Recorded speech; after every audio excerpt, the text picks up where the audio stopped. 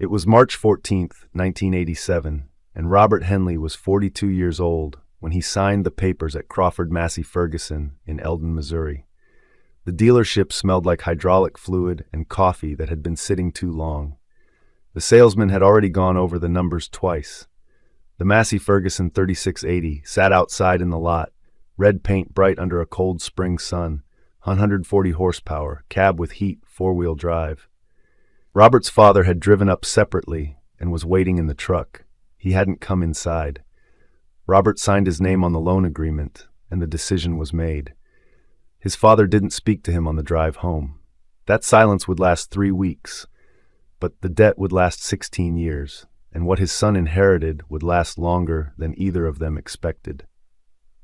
Robert had grown up on the same 480 acres in Montague County. His grandfather bought the land in 1936 with money saved from working on the railroad. His father, Eugene, took it over in 1959. The farm raised corn, soybeans, and cattle. It was not a rich operation, but it had never missed a payment. Eugene ran 2 tractors, a Massey Ferguson 165 from 1969 and a Massey Ferguson 255 from 1978, both bought used. He believed in buying equipment other men had already paid the worst years on. He believed debt was something you took on only when you had no other choice, and even then, you got out from under it as fast as possible. Robert had heard these principles his entire life. He understood them. He had agreed with them until the week he didn't. The trouble started in January of 1987. The 255 threw a rod during a cold snap while Robert was moving hay. The engine seized. Eugene wanted to rebuild it. Robert had the tractor towed to a shop in Versailles, and the mechanic said it would cost $4,200 in parts and labor, maybe more if they found additional damage. Eugene said they would do the work themselves. Robert was tired. He had been farming beside his father for 20 years. He was married. His son Michael was 14. His daughter, Anne, was 11. He had been thinking for a long time about what it meant to take something over versus actually own it. The 255 breaking was not the cause. It was the moment. Robert drove to Crawford Massey Ferguson on a Tuesday. He did not tell his father he was going. He walked the lot with a salesman named Jim Corder, who had sold Eugene the 255 9 years earlier. Jim showed him a Massey Ferguson 3680. It was the first row crop tractor Massey Ferguson had built with a factory cab and four-wheel drive in that horsepower range. It was 1986 inventory, still new. The list price was $48,600. Jim said he could do $46,000 if Robert could put down $8,000. Payments would run $640 a month for 10 years at 9% interest. Robert had $11,000 in savings. Eugene did not know about it. It was money Robert had set aside over 15 years from custom work, baling hay for neighbors, and selling cattle separately from the farm account. It was money he had been saving to buy his father out when the time came. Robert told Jim he would think about it. He went home and did not sleep. He lay next to his wife, Karen, and listened to her breathe. He thought about his father rebuilding the 255 in the shop with space heaters running and his hands going numb. He thought about Michael, who was quiet and good with tools, and who had started staying after school for baseball instead of coming home to work. He thought about the kind of farm he wanted to hand over one day, and whether it would be the same kind his father had handed to him. He got up at 4 a.m. and sat at the kitchen table. When Karen came downstairs at 5:30, he told her what he was thinking. She asked if he had talked to his father. He said no. She asked if he was sure. He said he didn't know, but he was going to do it anyway. He went back to Crawford Massey Ferguson on Thursday. He put down $8,000. He signed a 10-year note for $38,000. The dealership arranged delivery for Saturday. Robert drove home and told his father that night after dinner. Eugene was in the shop, organizing bolts. Robert said he had bought a tractor.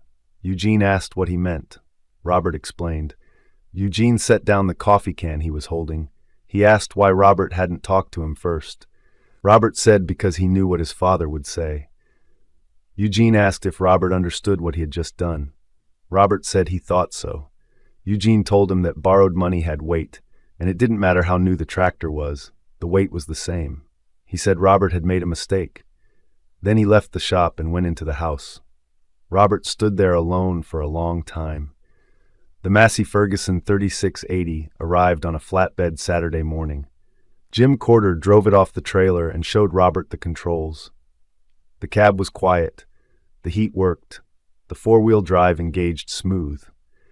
Robert spent the afternoon driving it around the property, getting used to the weight, the sight lines, the way it pulled. Michael came out and rode with him for an hour. They didn't talk much. When Robert shut it down and climbed out, Eugene was standing by the machine shed. He looked at the tractor for a long time. Then he turned and walked back to the house. He did not say anything about it for 3 weeks. Spring work started late that year. Rain delayed planting until mid-April. Robert used the 3680 to pull the disc and then the planter. The tractor had power the old equipment never had. He could cover more ground in a day. He finished planting corn in 5 days instead of 8. Eugene ran the 165 for bean planting and side work. They worked separately. They did not talk about the tractor. Karen asked Robert if he regretted it. He said no, but he didn't sound sure. The first payment came due in May. Robert wrote the check. It was the largest single check he had ever written that wasn't for land or hospital bills. He put it in the mail and felt something tighten in his chest that didn't go away. The farm had a good year in 1987. Corn prices were decent. Beans came in strong. Robert made his payments on time. Eugene thawed slightly by fall, but the distance remained. At Thanksgiving, Eugene's brother asked about the new tractor, and Eugene said Robert would have to answer that. Robert said it was working well. The conversation moved on. Michael asked if he could drive the 3680 the next season. Robert said maybe. Michael had started talking about college. He wanted to study engineering. Robert had assumed Michael would farm. He had not said so out loud, but he had assumed it the way you assume the sun will come up. The idea that Michael might leave had not been part of the plan when Robert signed the papers. In 1988, Robert made his payments. The farm had an average year. Prices were softer, but yields were acceptable. In 1989, drought cut yields by 30%. Robert sold cattle early to cover expenses. He made his payments, but there was no money left over. Eugene said nothing, but Robert could feel the judgment. In 1990, prices dropped again. Robert took a second job driving truck during the winter. He was gone 3 days a week. Karen managed the books. Michael graduated high school and enrolled at Missouri S&T in Rolla. He received a partial scholarship, but the rest came from loans and money Robert and Karen had saved. The cost was $4,800 a year. Robert made his tractor payment every month and his son's tuition payment every semester, and the gap between what came in and what went out narrowed to almost nothing. Eugene's health started to decline in 1991. He had a heart attack in July, a mild one, but it slowed him down. He was 69. He could still drive the 165, but he couldn't handle heavy repairs anymore. Robert did more of the work. The 3680 carried the load. It ran long days without trouble. Robert changed the oil, greased the fittings, replaced filters. The tractor was built solid, and it did not break down. That reliability became something Robert leaned on, but it also meant there was no easy excuse to stop making payments. In 1992, Eugene had a second heart attack. This one put him in the hospital for 10 days. When he came home, he told Robert he was done. He said Robert should buy him out. Robert asked what the terms were. Eugene said they would figure it out. They worked with a lawyer in Tipton and structured a deal where Robert would pay Eugene $1,200 a month for 15 years. The payment started in January of 1993. Robert now had 2 payments. The tractor payment was $640. The farm payment was $1,200. Together, it was $1,840 a month, every month, no matter what the weather did or what the market did. Karen took a job at the county extension office. Her income covered groceries and utilities. Everything the farm made went to payments. Michael came home for Christmas in 1992 and told Robert he had a job offer in St. Louis after graduation. It was with an engineering firm. The salary was $32,000 a year. Robert congratulated him. Michael asked if Robert was disappointed. Robert said no, but the word came out flat. Michael went back to school, and Robert did not bring it up again. The winter of 1993 was hard. Prices were low. Robert sold equipment he didn't need, an old grain wagon, a disc he had replaced, some fence panels. He made his payments. In March, the 3680 needed a clutch. The repair cost $1,900. Robert put it on a credit card. In May, a late freeze killed early bean sprouts, and Robert had to replant 40 acres. Seed cost $100. He borrowed the money from Karen's brother.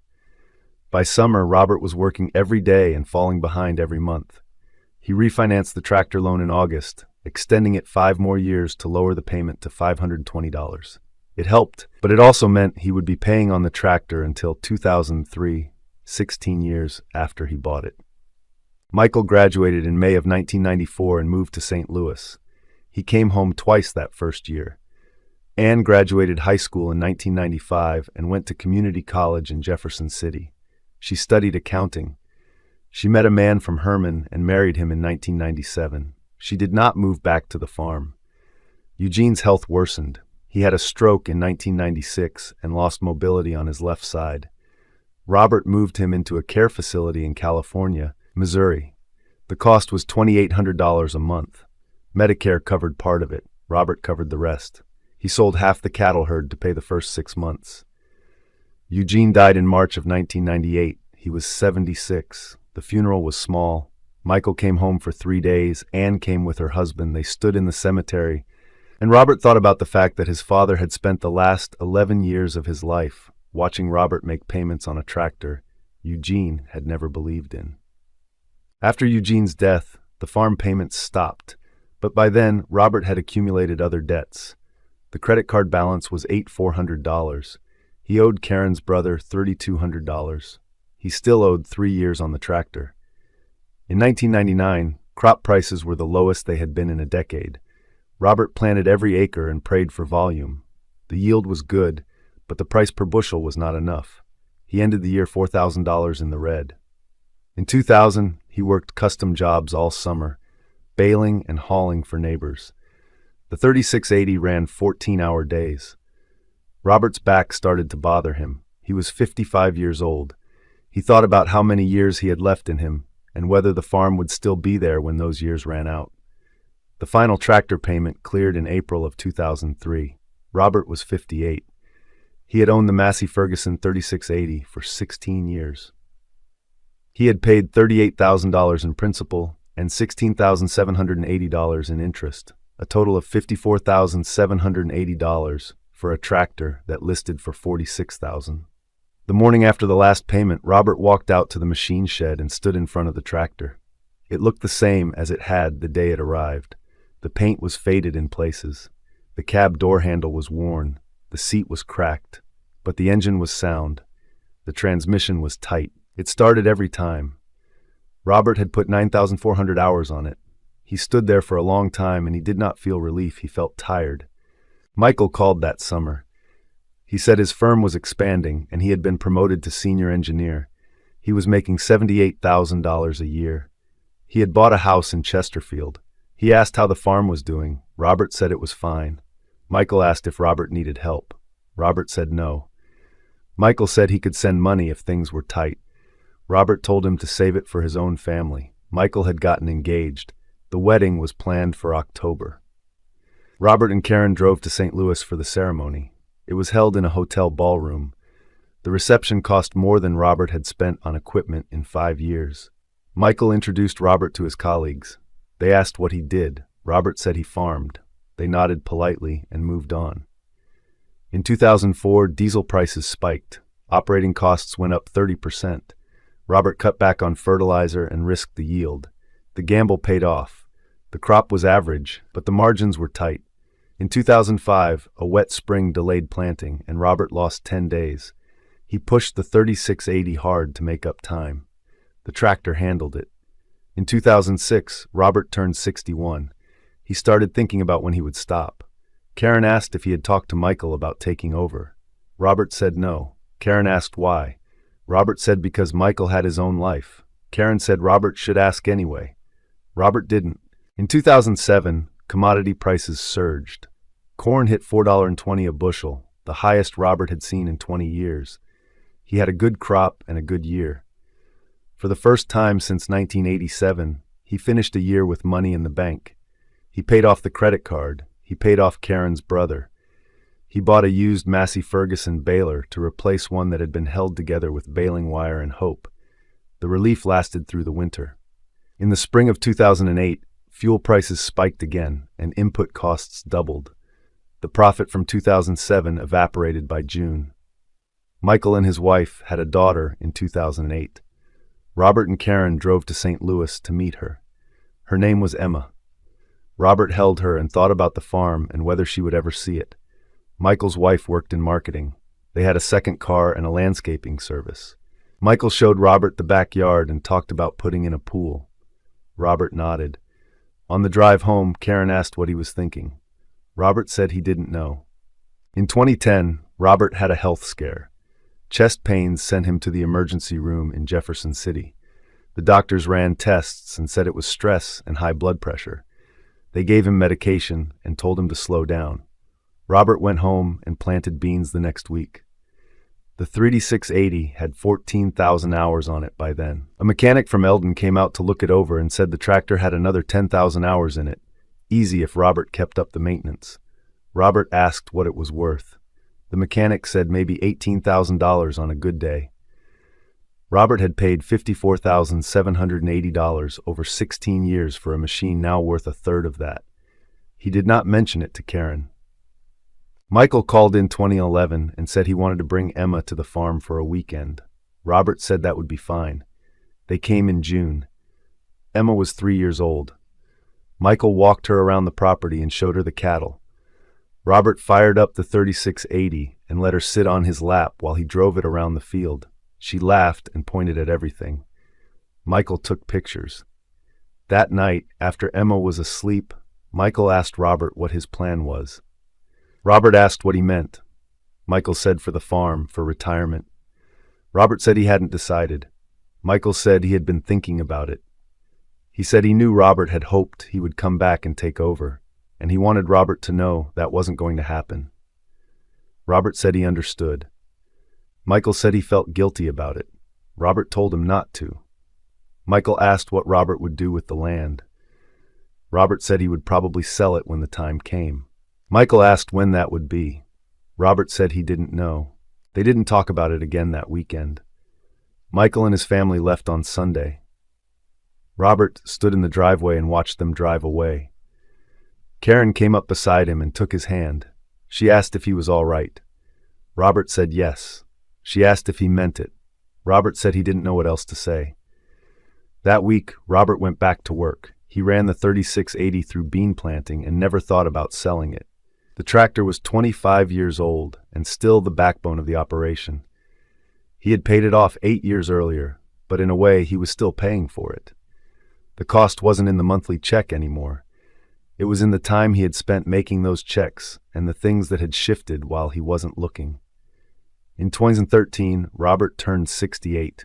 He still farmed all 480 acres. His back hurt most mornings. His hands were stiff. The 3680 started harder in the cold, but it still started.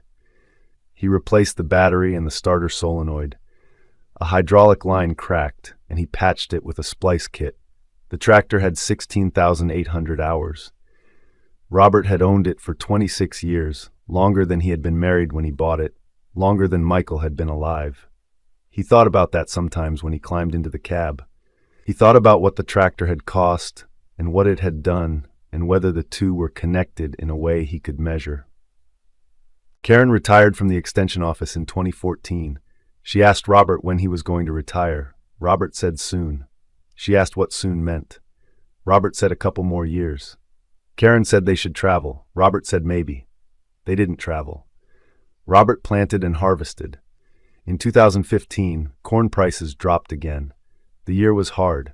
Robert sold a piece of equipment he had been holding onto, an old grain drill, to cover propane for the dryer. In 2016, he had another health scare, a minor stroke that left him weak for 3 weeks. The doctor said he needed to stop working so hard. Robert said he would. He didn't. Michael came home for Christmas in 2016.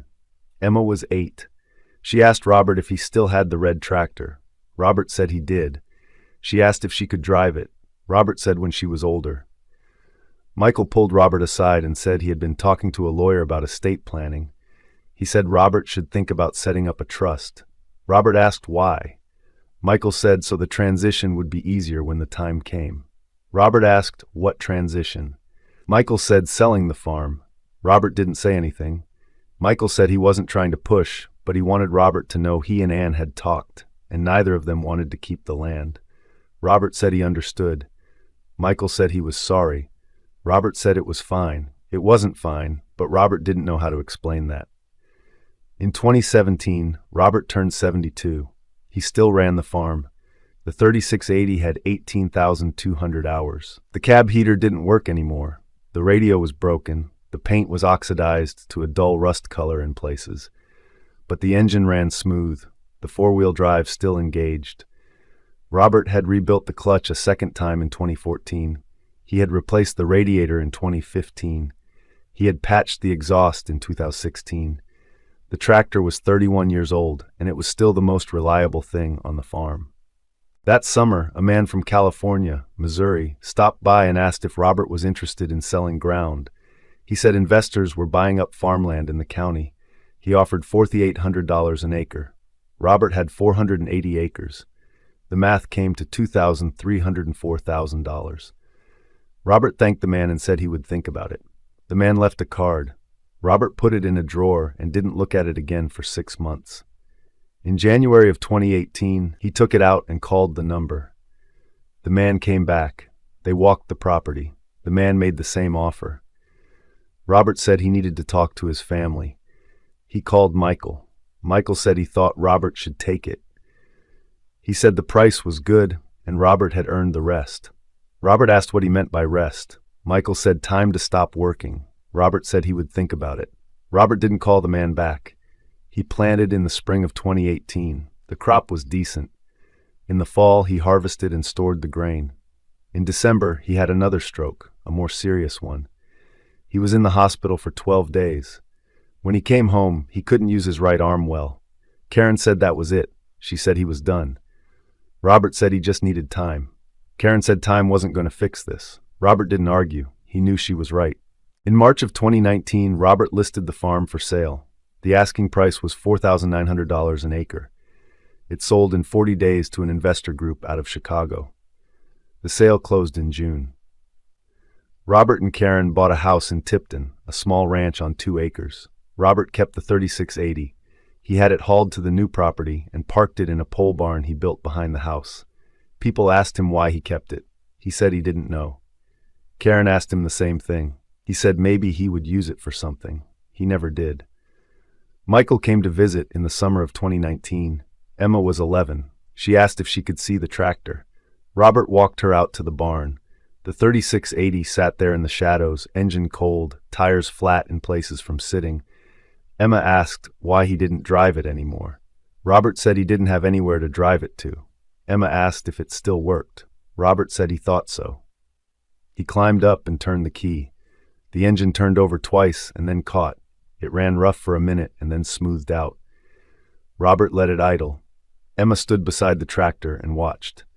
Robert shut it down. He climbed out and closed the barn door. They walked back to the house. Emma asked if Robert missed the farm. Robert said sometimes. She asked what he missed. Robert said he wasn't sure. In 2020, the tractor sat in the barn. Robert started it once a month to keep the battery charged. In 2021, he started it every other month. In 2022, he didn't start it at all. Karen asked if he was going to sell it. Robert said maybe. He didn't. In the spring of 2023, Michael called and said Emma had been accepted to the University of Missouri. She was going to study agriculture. Michael said he didn't know where she got it from. Robert didn't say anything.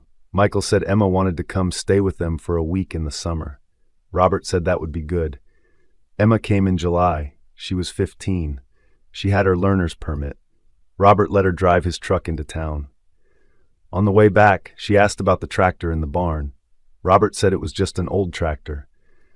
Emma said Michael had told her about it, about how Robert bought it and what it cost and how long he paid on it. Robert asked what else Michael had said. Emma said he told her Robert had worked his whole life on the farm and that it was gone now. Robert said that was true. Emma asked if Robert regretted buying the tractor. Robert thought about the question for a long time. He said no. Emma asked why. Robert said because it had done what he needed it to do. Emma asked what that was. Robert said it had kept him farming. They got back to the house. Robert walked Emma out to the barn. He opened the door. The 3680 sat there in the dim light, covered in dust, tires flat, paint faded. Emma walked around it. She ran her hand along the fender. She asked if it still ran. Robert said he didn't know. He climbed into the cab and turned the key. The engine cranked slow. It turned over 4 times and caught. Black smoke puffed from the exhaust. The engine knocked once and then settled into a rough idle. Robert let it run. He climbed down. Emma stood beside him. She asked what he was going to do with it. Robert said he didn't know. She said he should keep it. Robert asked why. Emma said because it mattered. Robert asked how. Emma said she didn't know exactly, but she thought it did. Robert shut the tractor down. He and Emma walked back to the house. That night, Emma asked if she could come back next summer and work on the tractor with him. Robert said if she wanted to. Emma said she did. Michael picked her up 2 days later. After they left, Karen asked Robert what he and Emma had talked about. Robert said the tractor. Karen asked if he was going to keep it. Robert said yes. She asked why. Robert said because his granddaughter asked him to. Karen said that was a good reason. Robert agreed. The Massey Ferguson 3680 is still in the barn. Robert is 78 now. He doesn't farm anymore. The land he worked for 50 years belongs to someone else. Michael lives in St. Louis and visits twice a year. Anne lives in Herman and calls every few weeks. Emma is a sophomore at Mizzou studying agricultural economics. She comes to visit during breaks. Last summer, she and Robert changed the oil in the tractor and replaced the fuel filter. They got it running smooth. Emma asked if Robert ever thought about what would have happened if he had listened to his father and rebuilt the 255 instead. Robert said he had. She asked what he thought. Robert said he didn't know if it would have changed anything that mattered. The debt was real. The years were real. The distance it created was real. But the tractor had kept him on the land longer than he might have stayed otherwise. And that was real too. Robert doesn't talk about the decision much. When people ask why he kept the tractor, he says it still runs. That's true, but it's not the whole answer. The whole answer is that the Massey Ferguson 3680 is the thing his son left behind without ever touching, and the thing his granddaughter came back to without ever knowing why. It cost Robert 16 years of payments and more than that in ways he still doesn't fully understand. But it's the only piece of the farm he still owns, and some days that feels like enough.